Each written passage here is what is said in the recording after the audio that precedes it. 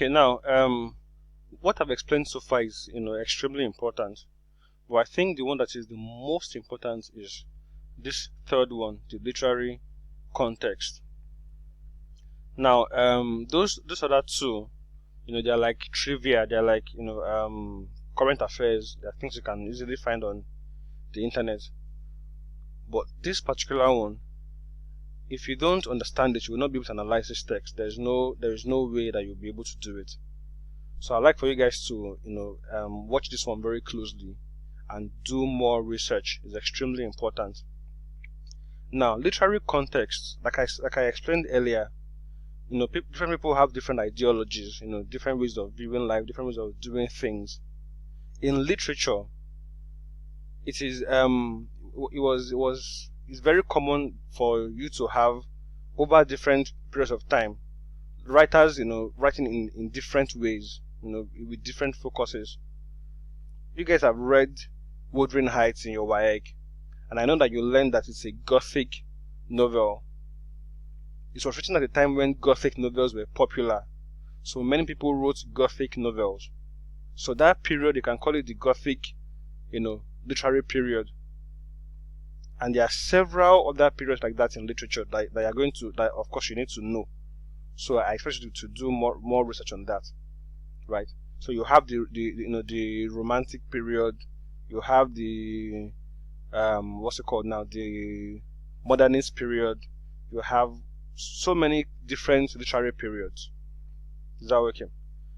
If you know the period that the literary period that a book falls under, it already helps you to understand what themes they are going to focus on and what techniques they will also use.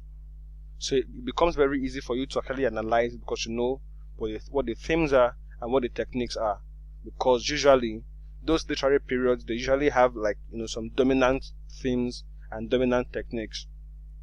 Now, this particular book falls under one main period, which is modernist theater. Now, these modernist writers wrote mostly after World War I and World War II. Their writing was different from what came before them, because they were seeing the world in a different light. They had gone through the war, they had seen how destructive it was, and that also shaped the way they view the world. So they were not after pretending, they were not after fancy stage props. They were trying to recreate life the way it really was. So if you have a deadbeat dad that was violent towards his wife, that comes back home every day angry, that lives in a 2-bedroom apartment, they would give you that exactly as it is on stage. So their focus was to represent reality as it was on stage. But a subgroup came out of that modernist tradition or modernist movement, and they call themselves expressionists. Now, these guys had a slightly different view of how to present theater, of what you should be doing on stage. And I'm going to use Williams' own words to explain it to you here. Now, Williams says everyone should know nowadays the unimportance of the photographic art. Now, if you take a picture, the picture will appear exactly as how the person is. As they say, you cannot be more beautiful than you are in real life in a picture, except you use filters, of course. But the fact is that what he's saying here is that photographic picture is not important. Why does he think so? He says that truth, life, or reality is an organic thing that poetic imagination can represent or suggest. In essence, only through transformation. The word organic here means that it can change. If something is organic, it means that it can grow and change and become something else. Right? So he's saying that in the same way, if life can grow and change, then the theater also should grow and change. Right? So it should represent something that's organic through transformation. I hope that is clear. If it's not clear, please let me know. Ask me questions. You can chat me at any time, like I said earlier. So reality is organic. Therefore, the poetic imagination should represent that also through transformation. Or organic means it can change, and therefore you should represent it by by showing how it changes. It now says further, through changing it into other forms than those which merely represent an appearance. In other words, you can stretch reality beyond the realms of reality into surreality, right? Into imagination, into fantasy, into any dimension that you like. Because life itself is not static. Therefore, you should not paint only static pictures of it. So now you know the way that Williams himself thinks about his writing. You know what he's trying to achieve with his literature. So that already gives you an advantage over someone who has not studied context. So what they wrote here now is that Tennessee Williams' classic play, The Glass Menagerie, was an extension of the expressionism that came out of Europe in the early 20th century. In essence, expressionism interprets the world through the artist's internal subjective lens, not as an objective reflection of reality. So the world is only perceived as the artist feels or sees it, their own personal interpretation, their own personal perspective, their own personal view of it, right? And you can already tell that opens up many possibilities because we have many different possible perspectives. If all of us represent the world the way we see it, we'll have many different kinds of worlds, right? So the reason why this play seems to stand out is that it is different from many plays that came before it, right? Because it did some things that were just not real. Is that okay? Now let's see what it did. The Expressionist movement was marked by certain characteristics. Keyword here, characteristics. I'll try and color code all of those different ones. First of all, a rejection of realism in favor of dreamlike states. That's one. So they reject realism. Instead they focused on dreamlike states. I know both of you have had dreams before. You know that dreams have they don't have a shape or form. One moment you can be riding on a dolphin. The next moment you are floating in the clouds. The next moment your sister is as big as a mountain. Dreams they are very, very volatile. They change anyhow. They are difficult to describe. So imagine someone trying to represent that on stage, trying to take the way your dreams appear and putting it on stage.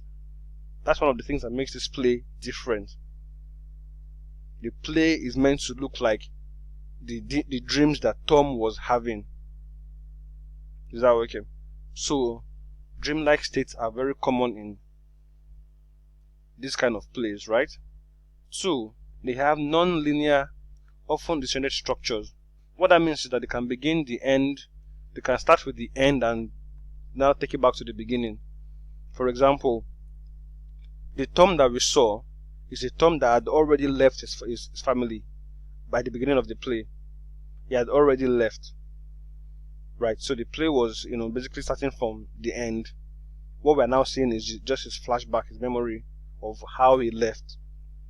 Two, the utilization of imagery and symbolism in place of naturalism. Now, of course, you will notice that there are so many symbols in this play, so many things represent something else. The glass objects that Laura was keeping, the fire escape that Tom was smoking in at the beginning of the play, those things represent something beyond their realistic portrayal. They have a bigger dimension to them. Next, a focus on abstract concepts and ideas. So as you read the play, try and see if you can find evidence of all these things.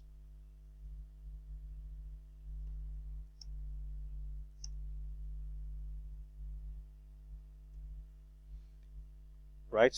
So that's then artists in this movement paid witness to the alienation of the individual, which they saw as the main characteristic of modern life.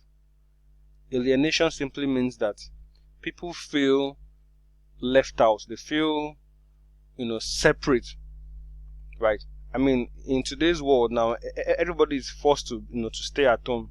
So there is what they call social distancing, right?